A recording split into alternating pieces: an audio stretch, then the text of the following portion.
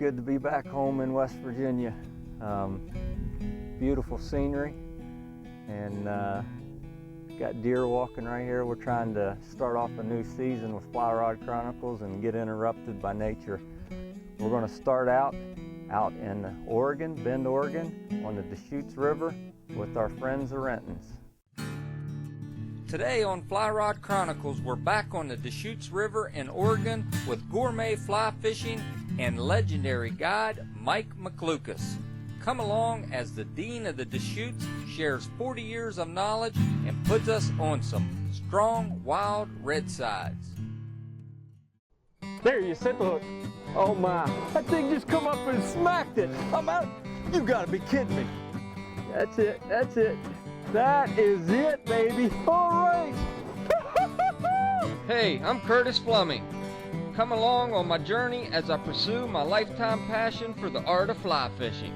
Join my friends, special guests, and I as we explore waters both far away and close to home. These are my Fly Rod Chronicles.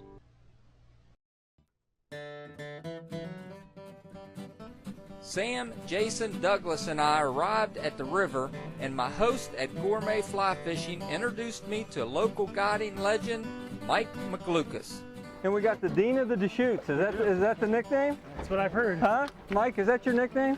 No, I've been called that, but I've been called a lot of things. You can call me anything but late for one of these gourmet meals, if that's okay. I hear the meals are pretty good. I hear they are too. This will be my first chance to try them, but I'd like to give her a try. Well, I know Gourmet Fly Fishing is very excited about having you, and we really appreciate you taking the time to hang out with us. I'm looking forward to it. I think this ought to be a fascinating trip. Okay. I really do. So it's always fun to show people who haven't been here before, yeah, because it's a unique ecosystem, and it's got a lot of fun in it. Okay. Fishing and boating. Well, we're going to be leaning on you, and we're going to be asking you a lot of questions, and I understand you've done this for a couple years. Yeah, between 30 and 40, and nobody knows for sure. Between, that's deep. You know, numbers don't stick with me. I don't count things. Okay, all right. So you come out. A long time ago I started. So you come out of retirement for Fly Rod Chronicles? Yeah, well, you see, Mark is my son-in-law. Okay, gotcha. And he got a hold of me. He told me what was shaping up, and when he said Nashville, songwriter, music, and musicians, I mean, he had me. He had you. He didn't have to say another thing. He had me. Well, here in a little while, you'll be sitting by camp listening to some good music. How's that sound? I'm looking forward to that. All right. Well, we'll just call you the Dean then. All right? That makes me feel a little bit foolish. Thank you very much, Mike. There were people ahead of me that really were Deans of the Deschutes. I just happened to step in after them and live a little longer than some. Well, thanks for having us. Well, thank you. Yes, I'm sir. looking forward to the whole thing. All right.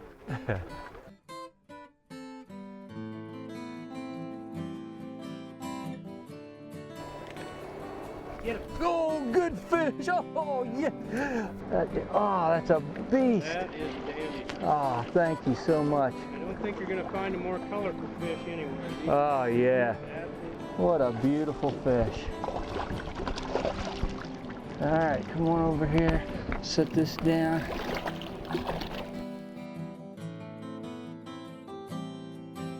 Wow. There must be a fighting current today.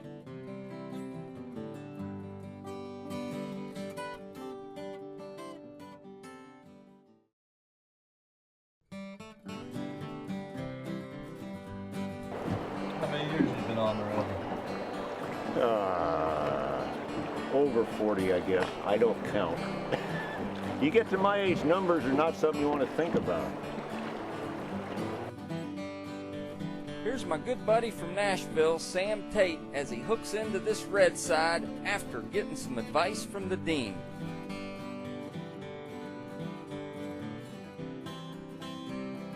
It's just absolutely gorgeous up here. I'm gonna go get another one. Okay, I wish you'd do that. That downstream drift with the throwing the S curves in it. Yep.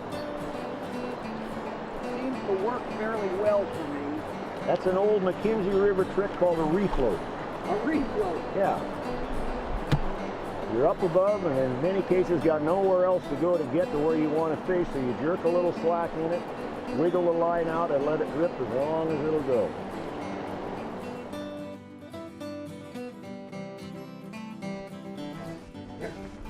Nice, good call, David, good call. Oh, little, look at that. I love it. Oh, man. That's beautiful. He's gonna grow an inch a month. An inch a month. Very cool. We'll take that. Very cool, man. Thank you, David. That was so cool. You're back, baby. Get back into the Deschutes. With the abundance of insect life, I asked Mike why there weren't more large rainbows in the Deschutes. That's a darn good question, because we obviously have lots of space, lots of food, and people very commonly want to know why are not more big fish here? There's obviously, you know, food and place for them, but they're not here. The answer is sort of twofold. Number one, because of the richness of the environment of the river, our fish reach an early spawning maturity. Now what that means is they'll start spawning at 9, 10, 11 inches long. They're incapable of doing any good, but they still try. The fish that you want is, and the fish that makes more big fish, is a fish that spawns every other year or every third year, because that fish is going to give you progeny that hopefully are disposed to do the same thing. The bottom line is that any year in which a fish in this river chooses to spawn, he will get no incremental growth, none whatsoever. Every bit of metabolism and fat and protein in the body that would go into making more fish is going into making sex products, the eggs or the milk.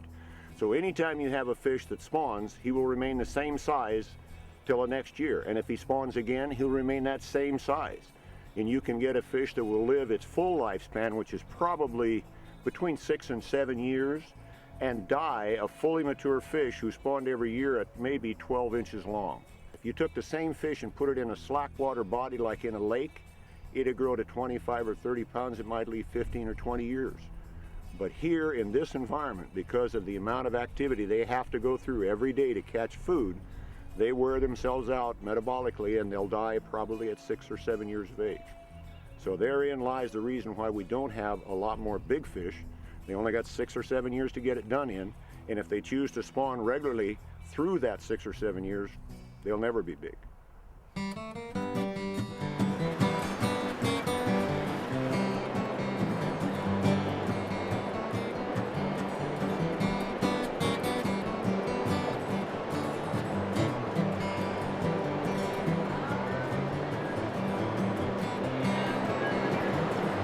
Small though.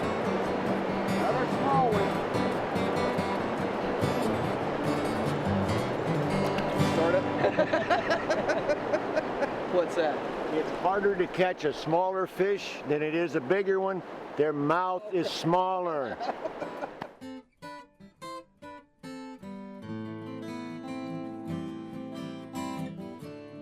Here's my good friend Douglas with the perfect hook set.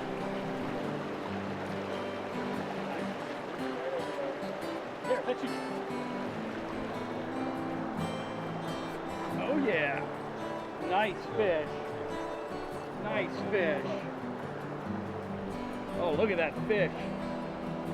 Oh man, that's a nice one. Oh yeah. Oh, that tail's breaking the water. That's what it's all about on the Deschutes. Oh yeah.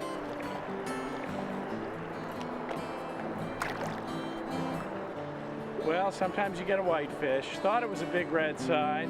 Still fought pretty good though. That might have been an award-winning whitefish.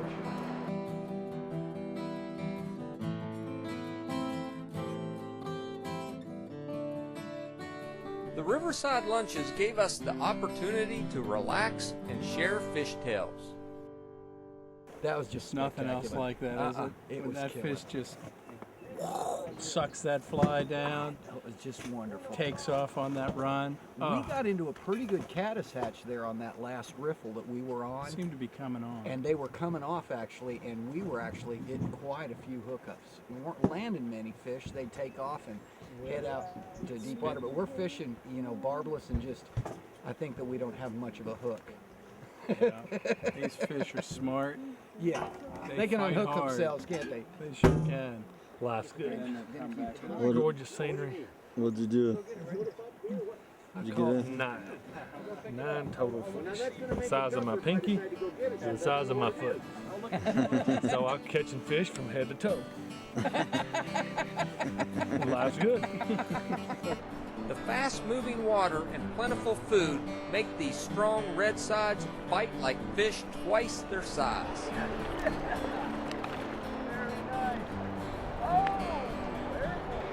That is a good after-lunch fish right there.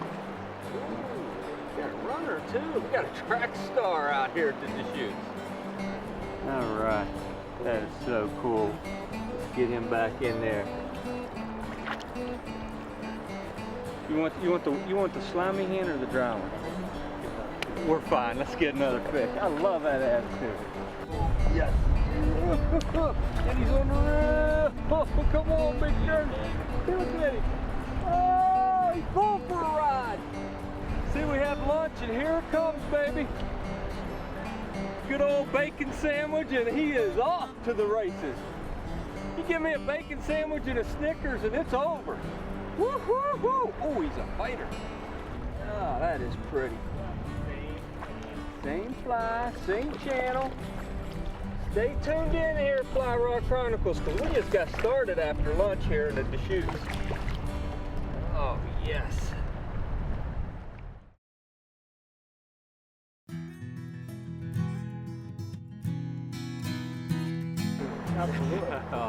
You guys, it was the neatest thing, Steve.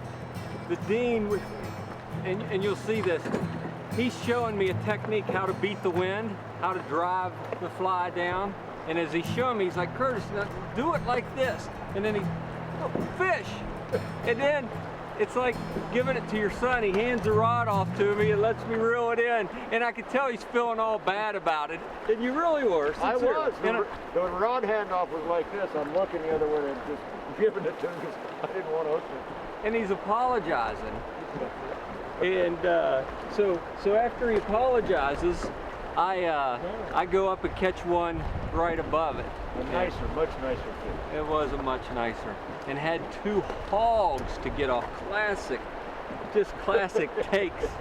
And I got a little excited, didn't I? I hope so. But If you didn't get excited over something like that, we stay home and play canasta. Oh, beautiful, beautiful. Oh, that is a hog. That is a hog. That is a hog. Play that puppy soft, because after jerking it off that grass, we could have weakened some knots, so play that puppy soft. That was a hog, a pig. We did what? Hey. If that wasn't 16 inches, I'll eat your hat. That was fun. Thank you, buddy. Thank you.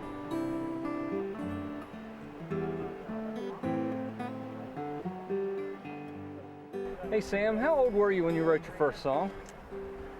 I was about 16. I think I was around 16 or 17, and I'd piddled around with it for a while, and because I'd always played music since I was a kid, and I wrote this song called Country Boy, and I'll never forget it because I wrote it and I played it. I had a little garage band, like a 16-year-old playing in a garage, and I played this song at an amusement park private party. Well, some guy heard it, and he said, "Did you write that?" I said, "Yes, I did." And he said, "Well, I've got this girl that I'm working with. Could she record it?" And I thought, whoa, this is pretty interesting. So she actually went to Norman Petty's studio in Clovis, New Mexico, and I got to go. And I actually met Norman Petty, who produced all of the Buddy Holly stuff. And I got to go in and watch them record my song at 17. Cool. So, at 16, I think. But the thing that was amazing about it was I realized, this is what I want to do.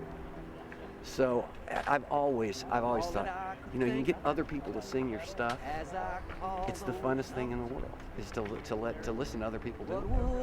So Writing songs and fly fishing, that's what it's about, isn't it? That's it. Writing songs and fly fishing. Actually, my songwriting supports my fly fishing hat.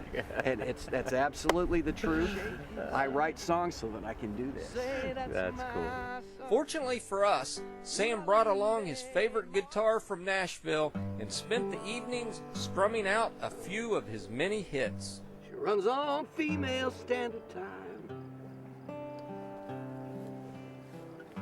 change of clothes or two behind.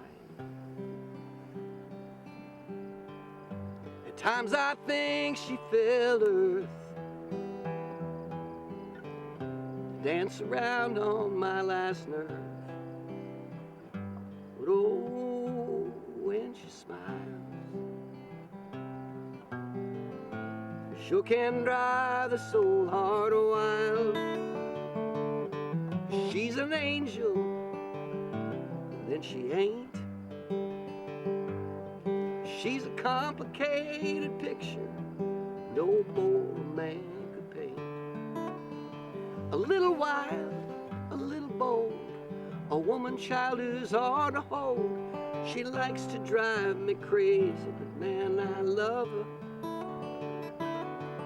And you can't have one without the other.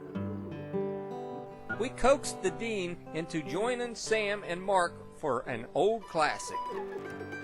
Well, let me tell you all the story of a man named Charlie on a tragic and fateful day. He put 10 cents in his pocket, kissed his wife and family, went to ride on the MTA. Well, did he ever return? No, he never returned, and his fate is still unlearned. He may ride forever neath the streets of Boston. He's the man that never returned. Now all night long, Charlie rides through the station crying, what will become of me? How can I afford to see my sister in Chelsea or my cousin in Roxbury? Well, did he ever return? No, he never returned, and his fate is still unlearned. He may ride forever neath the streets of Boston. He's a man who never returned. Charlie's wife comes down to the Kendall Square station every day at 2:15. And through the open window she hands Charlie a sandwich as the train comes rumbling through. Well, did he ever return? No, he never returned, and his fate is still unlearned. He may ride forever neath the streets of Boston. He's the man who never returned. Now, you citizens of Boston, don't you think it's a scandal how the people have to pay and pay? Fight the fare increase, vote for George O'Brien, get poor Charlie off that MTA. Well, did he ever return? No, he never returned, and his fate is still unlearned. He may ride forever neath the streets of Boston. He's the man who never returned. Good night, Charlie.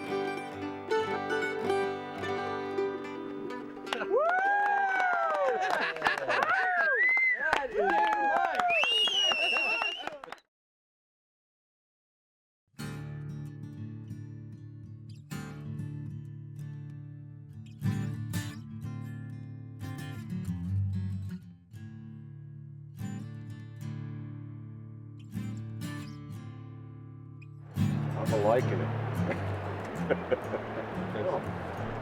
Sit down and, look right across the top of the water. Look up toward the bridge and just see all the bugs in the air. We have aquatic insects. That's what fish eat. And we've got a nice supply. I'm liking it. And it's a mixture of caddis, a few mayflies, and some little tiny devils called Chronicles.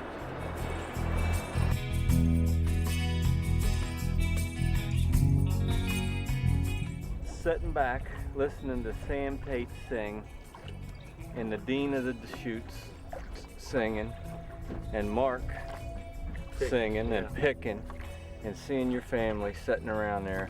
It was just like, I didn't want it to end. That was pretty awesome.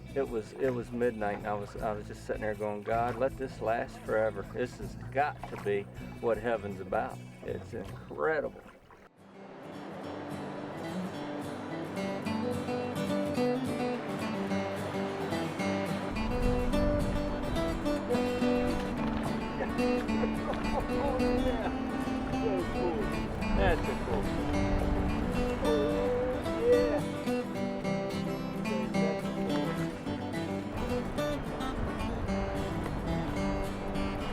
guy, isn't he?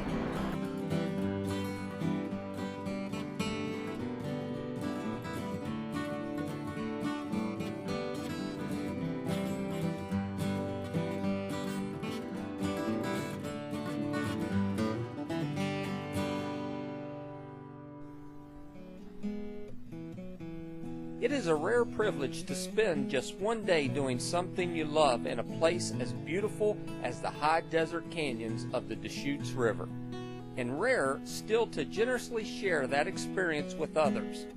Mike McLucas has done it for over 40 years. Thanks for watching Fly Rod Chronicles.